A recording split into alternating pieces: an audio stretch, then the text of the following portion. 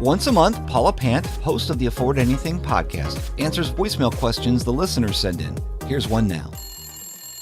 Hi, Paula. I have a question about a virtual assistant. You mentioned that you had one. How'd you find her? I'm considering maybe doing that as a bit of a side hustle, but I'm not really sure how to get started so that I can get clients. So the first question that I want you to ask yourself is, who needs my services? If you were a VA, a virtual assistant, who would need to hire you? And the answer to that is entrepreneurs, people who run businesses, very small businesses, and people who are self-employed. Those tend to be the people who hire virtual assistants. And specifically, digital or online entrepreneurs often are people who hire digital or online assistants. Usually if a person runs a brick and mortar store, then a lot of what they're going to need is going to be geographically local. So your target client, your target market are online entrepreneurs.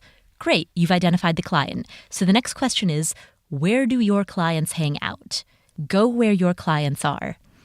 And the answer to that is to look in specific niche communities of online entrepreneurs. So for example, find a niche community of fashion bloggers or graphic designers or bookkeepers. Find niche communities based around people who are self-employed and earn their living online.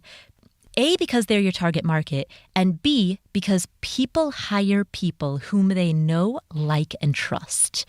And the fastest way to develop the know, like, trust factor is by joining a tribe, joining a community. Just to give you an example from my own life, I'm very involved in a community that's called FinCon. And FinCon is an online community based around people who blog or podcast about personal finance and related topics. Sounds super nerdy, but hey, that's what I'm into. And within the FinCon community, there are many freelance VAs, freelance virtual assistants, who actively network within that community. They're very well known to us. We all know who they are. They're the people who participate in the FinCon Facebook group. They attend the FinCon conference. And in fact, many of them, they do more than just attend. The best way to go to a conference is by being a speaker, even if you have to speak for free. So they'll go to the conference and they'll give a speech relating to being a freelancer or being a VA. So we all know who they are. And because we know them, because we've met them in person, we hire them. That's where I found my VAs. I looked in the community first. Here's another example. Steve, the guy who edits this podcast. Hi, Steve. The reason that I found him is because he came to FinCon for several years and he made presentations about podcasting at the conference.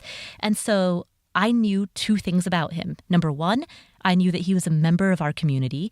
And number two, I knew that he was passionate about podcasting. And those were really the only two things that I knew about him before I started working with him. Now he works with my podcast. He also edits the Stacking Benjamins podcast, which is another financial podcast that I have a close relationship with. And he's blown up, man. He's started working with several other podcasts, all within the financial space, all within the personal finance space. And a lot of that has come through word of mouth, because if someone has a question about Steve, it's highly likely that that person already knows me and they're going to come to me and say, hey, what's it like working with Steve? And I'm going to be like, it's awesome. And that's how he gets work. And that's also how my VA found me / I found her, was also that word of mouth that came about within a community. A third example is my tech guy, the guy who does all of the behind the scenes, like when my website goes down, the guy that I call. The reason that I found him is because there are two people within the financial blogging community who have made it very well known that they are your freelance IT department. Specifically, they are freelance IT people. So when it came time for me to hire a freelance technical person, I was going to hire one of those two people. I didn't look at 10 different candidates. I looked at two people and I chose between those two. And if I ever lost the guy that I'm currently working with, I would go to the other guy. It's that simple. By the way, let me give you one more recommendation. When you're first getting started and you're first networking within a niche community, if somebody says that they want help, here's what I would recommend that you do. First, ask clarifying questions. Okay, can you tell me specifically what you're looking for help with? If they say, for example, that they want help with social media, then you can come back to them after a day or two and say, okay, great. I took a look at your Twitter, Facebook, and Pinterest profiles, and here are 3 specific suggestions that I would make for improvements. So you're demonstrating value right off the bat. You're not asking for a job. You're demonstrating value by bringing them suggestions for improvements about the specific things that they have asked for help with. And then, if you need to close, say, you know what, my normal rate is $25 an hour, but I'm willing to reduce my fee to half price for the first 5 hours, just so you can try me out and see how you like me. Then over-deliver to them in those 5 hours. Once you get hired by 1 or 2 people within a community, that's when word of mouth really starts to spread. You can go to other people within that community and say, hey, I work with Jane Smith and John Doe. I could also help you. And now you've got credibility tied to Jane Smith and John Doe's name, specifically if Jane and John are some of the bigger names within that community. You get that credibility by association. So that's what I would recommend. Find 1 or 2 people in the community, work with them, and don't ask for a job. Deliver value. Hey, did you enjoy this excerpt from the Afford Anything podcast? Then click to download our free ebook, Escape.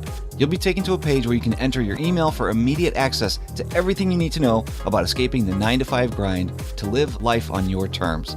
And you can also subscribe with one simple click to get alerted when new videos are uploaded.